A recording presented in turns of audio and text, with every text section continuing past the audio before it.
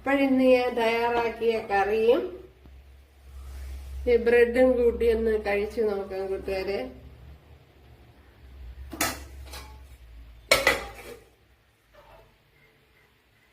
വളരെ എളുപ്പത്തിൽ തയ്യാറാക്കി എടുക്കാനും പറ്റും. നല്ല ടേസ്റ്റ് ആണ് ഉണ്ടല്ലേ.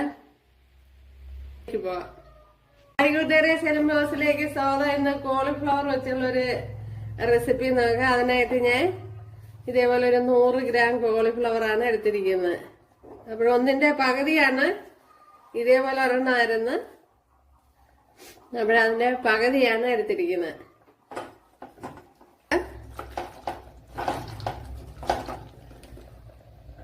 ഇതിലേക്ക് കുറച്ച് മഞ്ഞൾപ്പൊടിയും കുറച്ച് ഉപ്പും കൂടി ഇട്ട് കൊടുത്തൊന്ന് വേവിച്ചെടുക്കാം.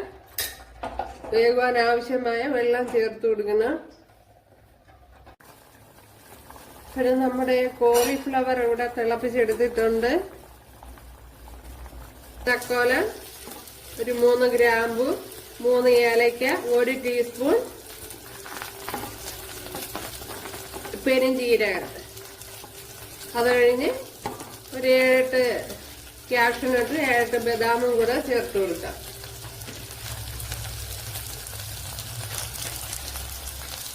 ഇതിലേക്ക് ഒരു തക്കാളിപ്പഴം കൂടെ ചേർത്ത് കൊടുക്കാം. ഒരു മീഡിയം സൈസ് തക്കാളിപ്പഴം മതി. ഒരു കൊച്ചുള്ളിയൊക്കെ ഒന്ന് കുറച്ച് വഴണ്ടതിന് ശേഷമാണ് തക്കാളിപ്പഴം ചേർത്ത് കൊടുക്കുക.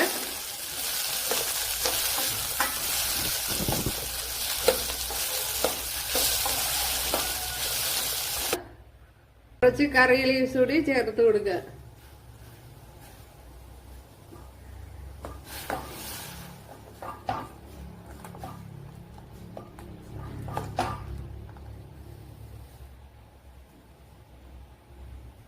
അപ്പോഴിതിവിടെ നല്ലതുപോലെ തിളച്ച് വന്നിട്ടുണ്ട്.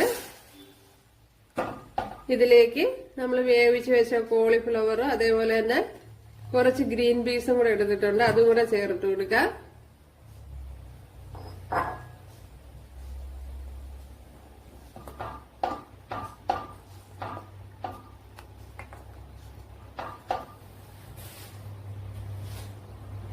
ഇനി ഒന്ന് അടച്ചു കൊടുക്കാം.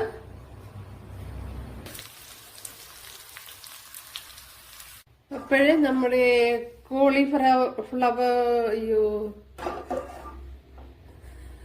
നമ്മുടെ കോളിഫ്ലവർ കറി ഇവിടെ റെഡി ആയിട്ടുണ്ട്.